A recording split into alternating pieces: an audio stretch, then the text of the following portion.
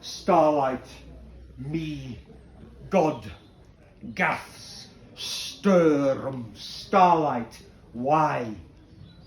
I oak, blood, oak, broom, meadow sweet. Because that's what she was made of, from the Mabinogi, the lady of the flowers.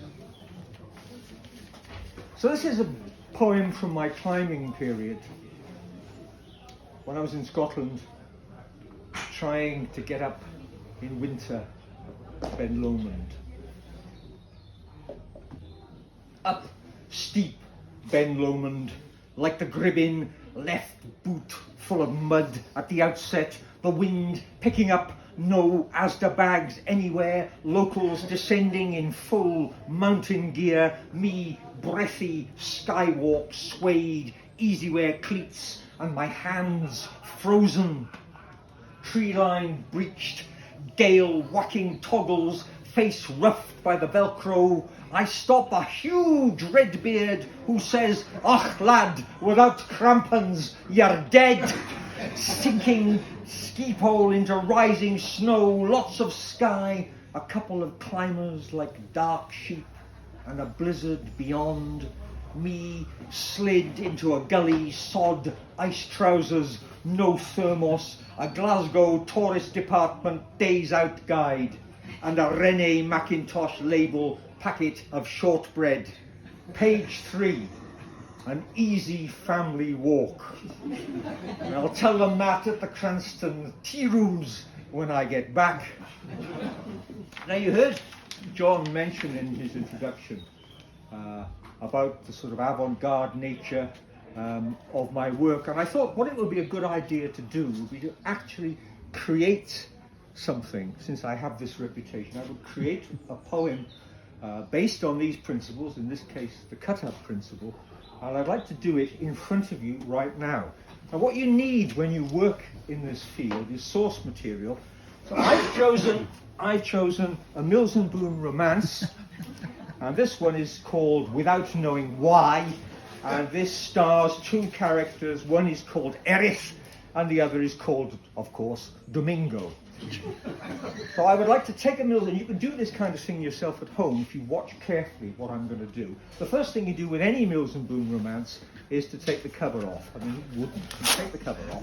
And you have to get these books, and you have to do this to them, to slice them into pieces, to withdraw from the text the words that you need. Sometimes the pages are slightly harder to rip than others, and you have to do that with them.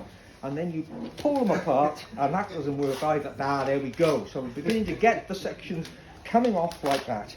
And you do as much of this as you can, and the more of this that you do, the more intense your creative work that results from this is going to be. Once you have the slices in this place, you shuffle them together so that you get the right intensity of poem, and then you produce some magic from somewhere. And here's the magic. This is the one I prepared earlier in the studio. Paula grinned, Paula pulled, Paula picked, Estelle murmured, Paula enjoyed, Paula swung, Paula arrived, Estelle laughed, Estelle flushed, Paula winked, Paula drawled, Paula gushed, Scott gleamed. Paula hesitated, Scott shone, Paula thought, Paula went, Estelle got, Estelle had, Paula heard, Paula smiled, Paula told, Estelle murmured, Paula looked, Estelle shook, Paula cared, Estelle had, Paula gained, Paula laughed, Paula raised, Paula murmured, Paula struggled, Estelle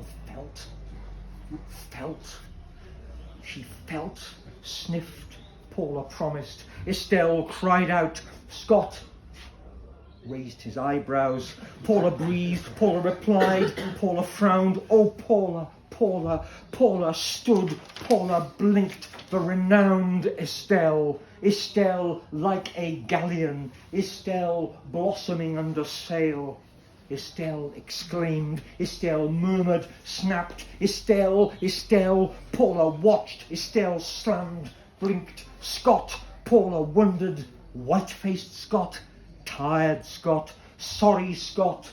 Paula, Scott, Estelle, Goldilocks. Estelle swallowed suddenly, Estelle nodded, turned. Paula trembled, Scott laughed as he kissed her, hot, rapturous, glowed.